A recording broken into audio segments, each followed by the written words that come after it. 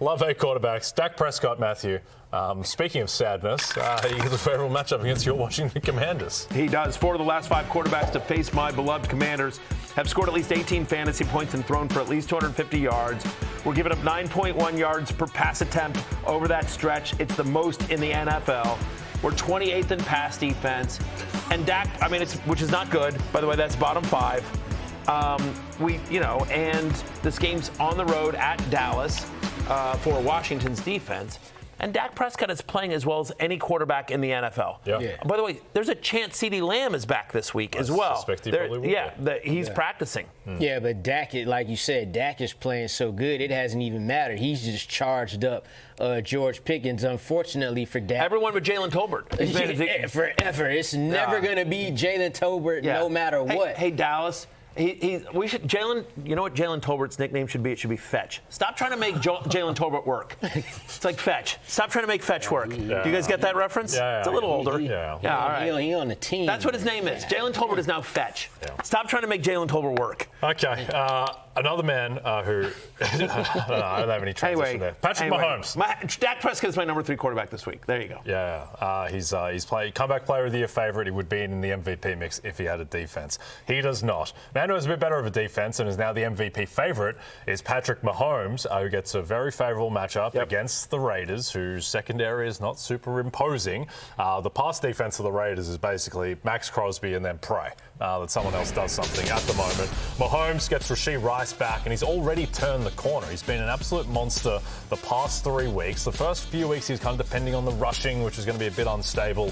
But the past few weeks he's done it through the air. He has 8 passing touchdowns over those 3 games, and he just did whatever he wanted against the Lions. He's getting better pass protection with Rice coming back. This is the best set of receivers that Mahomes has had since Tyreek Hill was in town, basically. I think what he has now is better than 2022 when Juju Smith-Schuster was his lead receiver. So everything trending up for Patrick Mahomes. Yeah. Jay's transition skills geting pushed to the limit, and we found his breaking point. Let's agree. Jonathan Medici 7. Yeah, Matthew Wood just You know what? I got to tell you something.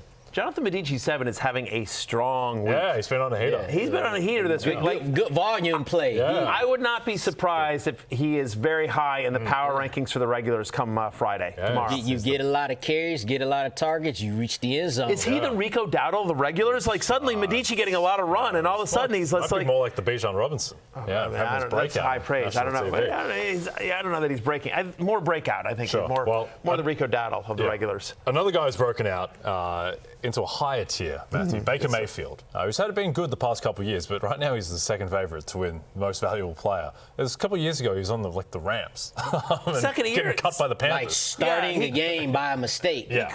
They were trying to find him a gig. He had to sign a deal in Tampa Bay, and there was a moment like just a few years ago where it was him or Kyle Trask. It was a battle. They were like, who's going to be the starting quarterback of the Buccaneers, Baker Mayfield or Kyle Trask? At any rate, we're long past that, and Baker Mayfield is now rightfully so, friend of the podcast, Baker Mayfield, rightfully so, one of the MVP candidates as well. Actually, if they held the vote today, he would get my vote. He would win. Almost unanimously, he would win. He's been the best. He would, in terms of what resonates with MVP voters and all the highlights and the MVP play, Baker Mayfield would win a vote. He had a highlight. And it wasn't even a throw this past 3rd and 4th time. That run was unbelievable. And he's also been doing it with an injured cast. Like a lot of people coming in and out of the lineup and all kind of the last minute wins. Balling. Better than any year he'd been in Tampa Bay, and those have been good years. Yep. Well, and so this goes to your conversation about Mike Evans. Look, the Lions secondary, they're super beat up, and where you can really attack them is on deep passes, right? So they're bottom 5 in the NFL in terms of most yards and most touchdowns allowed on deep passes that are 15 yards more down the field. And so Baker literally has the second most deep pass attempts in the NFL this year. Like we saw it with Tez Johnson last week.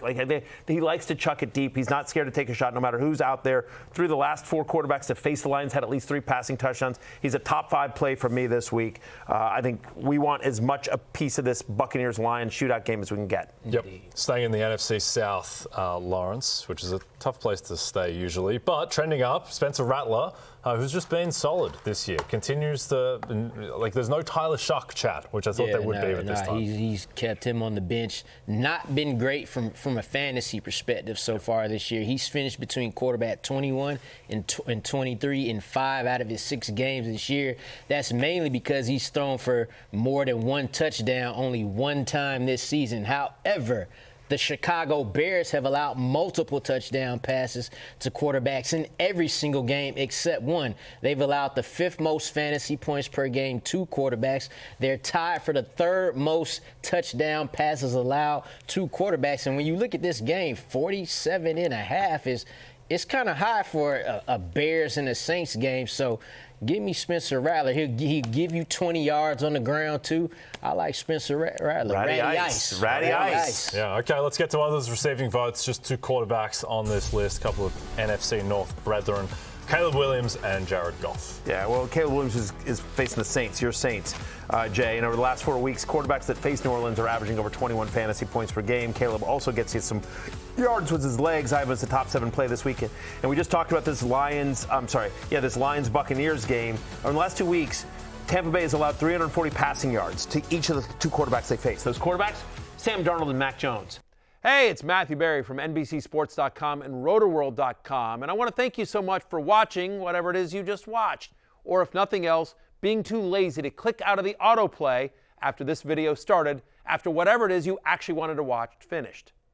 But now that you're here, I'd like to take a moment here to ask you respectfully now, okay? I'm asking you respectfully to subscribe to the NFL on NBC YouTube channel. You'll get the latest RotoWorld fantasy news headlines, all sorts of great shows, including my own Fantasy Football Happy Hour. So go subscribe now. Again, I'm asking respectfully.